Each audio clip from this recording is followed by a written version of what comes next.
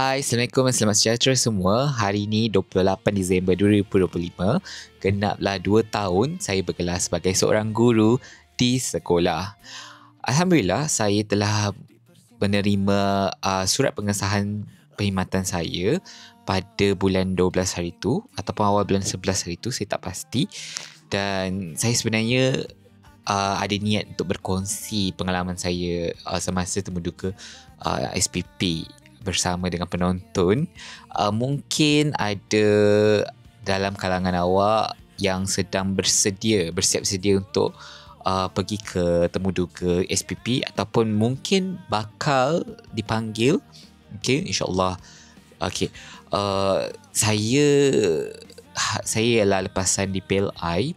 Saya ambil di PLI Bahasa Melayu pada tahun 2022. Jadi pada tahun 2023 bulan 4 saya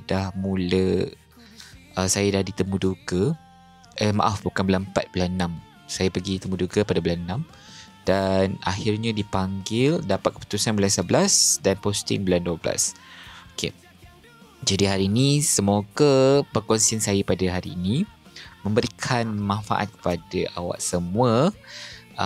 Saya tahu sebenarnya ramai dah bagi pengalaman mereka, tapi saya nak bagi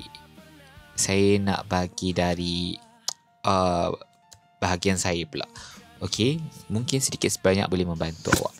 Okey, pertama sekali saya nak bercakap tentang penyediaan fail. Okey, saya masa pergi temuduka SPP, saya bawa 3 fail. Satu ialah fail dokumen dan sijil temuduka. Yang ini. Satu lagi fail RPH saya. Dan juga satu lagi fail yang saya simpan dokumen-dokumen ekstra. Okay. Saya akan terangkan satu persatu. Okay, yang pertama, dan satu lagi dia bukan fail. Satu lagi macam sampul yang saya letak semua salinan yang diperlukan oleh pihak SPP untuk saya beri kepada pegawai SPP. Okey, jadi saya bawa 4 benda lah, 3 fail dan juga satu sampul surat yang mengandungi surat-surat yang seperti yang diminta dalam senarai semak. Okay, kita pergi ke fail temuduka yang pertama, ialah fail dokumen dan sijil. Yang ini saya ikut sebiji susunan yang diberikan dalam senarai semak. Kita kan akan dapat senarai semak apa yang dokumen yang mereka perlukan dan saya ikut sebiji. Okay, jadi muka hadapan ni saya buatlah. Okay, yang ini saya tidak beli daripada cikgu-cikgu lain. Ada yang mereka beli template tu tau, kita tukar gambar je. Tapi yang ni semua saya buat sendiri. Jadi awak boleh ikut awak lah. Kalau awak rajin, awak buat. Kalau tak, beli je. Okay, jadi yang pastikan ada nama, nombor kad pengenalan, program apa. Macam saya lah di PLI lepasan ijazah Universiti Malaya. Jadi saya tulislah program di PLI. Jadi saya pengkhususan ni saya ialah saya ikut surat temuduka saya tu bahasa Melayu, jadi saya tulis bahasa Melayu. Okay, jadi ini muka depannya.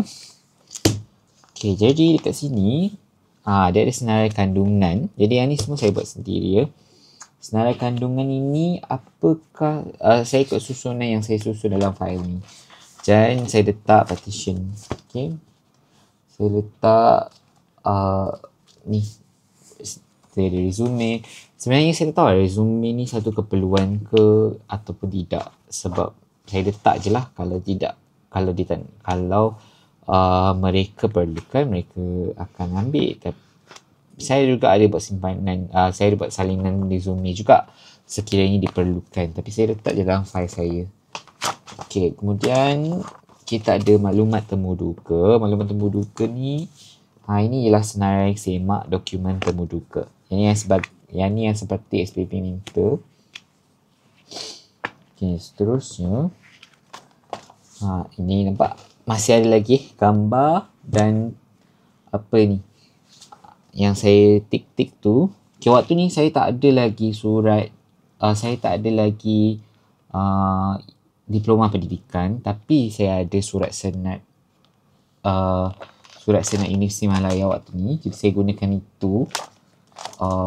Slip panggilan temu duka. Ni panggilan temu duka. Ada juga saya letak supaya pegawai itu senang semak. Kita memudahkan urusan mereka. Jadi panduan, ni maklumat diri saya. Maklumat ini dia ada sijil kelahiran. Semua saya letak yang original. Okey, kad pengenalan. Kad pengenalan ni saya letak satu kertas dalam ni. Kemudian saya letak je IC saya dalam ni supaya kalau mereka nak tengok. Okay, maklumat pendidikan. Saya letak SPM, STPM, PMR saya tak letak. Okay, tak ada PMR. Paling tinggi SPM, paling rendah saya letak SPM. Pergi ke yang paling saya tinggi. Yang paling tinggi ialah STPM. Dan juga saya letak sijil MUIK sekiranya perlu. Okay, kemudian yang ini ialah sijil-sijil. Ni semua yang original tau. Kan pegawai SPP ada minta saya waktu itu dalam 3 ke 4 salinan sijil. Sekejap saya tengok kat sini. Sebenarnya semak tu mereka perlukan sijil kegiatan co-curriculum 3 yang tertinggi dan terkini. Jadi saya letak saya bagi extra masa tu. Saya letak masa BIG, masa saya dekat universiti degree. Masa saya ambil degree saya letak yang tu. DPLI pun saya letak, degree pun saya letak. Dan ada sikit masa sekolah. Okay, dia nak sijil co-curriculum 3 aktiviti yang tertinggi. Itu je lah yang saya bagi mereka. Tapi yang dalam ni saya letak semua yang extra. Okay, kita letak extra. File ni pegawai tu semak tau. Dia tengok satu persatu. Pegawai panel temu duka tu pun tengok juga. Okay. Jadi ini file ni saya beli dekat Muji. File ni saya tak pasti sekarang mereka tetapkan syarat yang nak file macam jenis macam mana. Tapi waktu tu saya lepas je guna file ni. Jadi file ni file hitam. Yang dia punya ni pun saya beli dekat Muji. Ni semua saya beli dekat Muji. Harga dia sedikit keras tapi berbaloi lah bagi saya. Okay. Seterusnya ialah file RPH saya. File RPH ni saya bawa sekali. Yang ini juga masa saya hari tu, masa saya temu duka, panel tu check juga. Okay. Panel tu check RPH saya. Tapi dia check yang depan. Tapi panel tu check yang depan je lah. Okay, dia tak adalah check begitu teliti. Dia check yang depan-depan sahaja. Pastikan ada maklumat. Ini RPH masa saya menjadi guru pelatih di Selangor. Dan satu lagi ialah file. Saya letak semua dokumen-dokumen ekstra. Sekiranya, manalah kita tahu kan, hujan, kena air, dokumen-dokumen yang kita dah photostat tu, tiba-tiba tak cukup. Jadi, sekurang-kurangnya kita ada extra. Okay, ni file. Okay, kemudian seterusnya, kalau nak cakap dari segi persediaan, first impression, awak tahu benda ni ialah asas lah. Maksudnya kita kena pakai dengan kemas, rambut kena kemas, bertayar leher bagi lelaki, semua. Jadi, saya rasa itu dari segi kekemasan.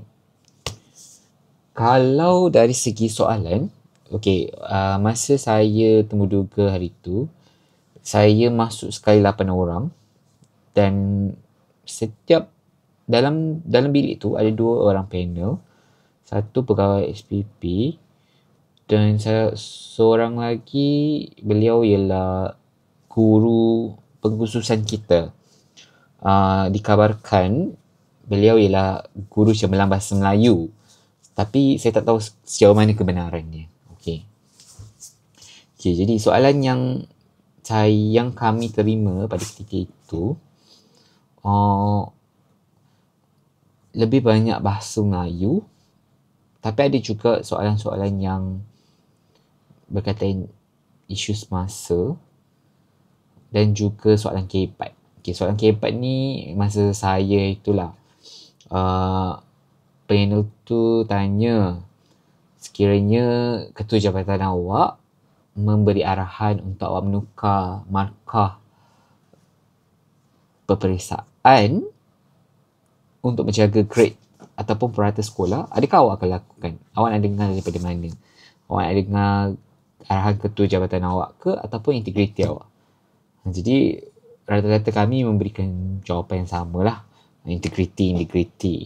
Tapi saya pun tak terfikir soalan tu sebenarnya. Maksudnya saya tak mampu nak jawab soalan tu. Tapi alhamdulillah lah soalan tu dia membuka kita punya minda untuk berfikir. Betul juga kalau kita dapat arahan macam tu, kita dalam keadaan macam tu, apa yang kita akan buat? Masa tu kita macam, masa tu saya rasa macam okey. Tapi kemudian panel bahasa Melayu, beliau tanya kami tentang golongan kata, berikan satu peribahasa, soalan-soalan yang bidang kita lah. Bidang kalau awak sejarah mungkin dia tanya tentang sejarah, tapi kami dia tanya tentang bahasa Melayu. Okay, saya masuk dengan kawan saya, kami satu bilik dan duduk pun sebelah-sebelah. Jadi kami dengar lah setiap seorang punya jawapan tu macam mana. Okay, kalau awak tanya saya, adakah saya beli nota-nota yang dijual oleh calon-calon lain? Saya ketika itu saya tak sempat nak beli sebab saya lebih suka buat sendiri. Contohnya macam file tadi, template tu saya buat sendiri sebab tak tahu lah, memang sifat peribadi lah kot. Okay, saya memang suka buat sendiri. Jadi saya tak nak bagi komen awak patut beli ke tak nak, sebab setiap orang lain dia punya cara. Okay, ada yang lebih suka beli, baca nota tu, ada yang lebih suka cari sendiri, baca sendiri. Ikut cara orang tu. Setiap orang lain-lain. Kita tak boleh ikut, aku nak ni, ikut. Kita tak boleh mengarahkan orang untuk ikut cara kita juga pun. Tapi kita boleh berkongsi pengalaman kita. Macam itulah. Okay, sehari sebelum saya interview hari Isnin tak silap saya. Saya pergi ke Putrajaya hari Ahad tu. Saya dengan kawan saya tidur hotel satu malam. Hotel ni yang okey lah. Okay, yang baik lah. Saya tak nak sebut nama hotel apa. Tapi satu malam itu saya banyak membaca tentang ketika saya tu tentang konsep Madani. Saya baca falsafah pendidikan, saya baca tentang sasian murid, kemenjadian murid. Okay, kalau awak tak boleh nak jawab soalan panel tu, jangan terus cakap saya tak tahu. Tapi dan jangan juga awak goreng sampai melalit-lalit jawapan awak. Awak cuba mengaitkan dengan pengalaman awak dan bagaimana isu itu boleh berkaitan dengan falsafah pendidikan ke ataupun kemenjadian murid tu.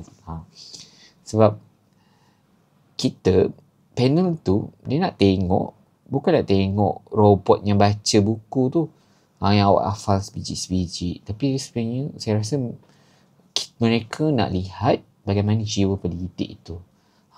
Kalau berlaku suatu isu, macam mana kita sebagai seorang guru kita nak selesaikan isu tersebut. Okay, kemenjadian murid. Macam tu lah. Okay, faham tak? Saya Saya bukan yang terbaik, tapi saya cuba untuk menjadi yang terbaik. Okay. Jadi, itu sedikit perkongsian. Saya harap perkongsian saya ni membantu awak semua yang sedang bersiap sedia untuk temuduga SPP. Okay, sekiranya awak ada soalan, awak boleh tanya di ruangan komen. Sekarang ni saya dah genap 2 tahun di sekolah saya, dan saya nak ucapkan terima kasih kepada guru-guru di sekolah saya sebab mereka banyak memberikan tunjuk ajar dan peluang kepada guru baru macam saya ni. Okey, masa zaman saya masuk dengan 10 orang cikgu baru, dan setiap cikgu baru tersebut mereka ada kelebihan mereka sendiri.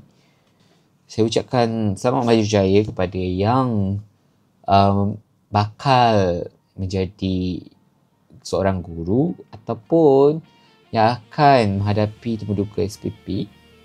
Selamat maju jaya. Jangan gementar tau. Perlu ada keyakinan diri. Bye-bye. Terasa berat diselimuti ragu, mampukah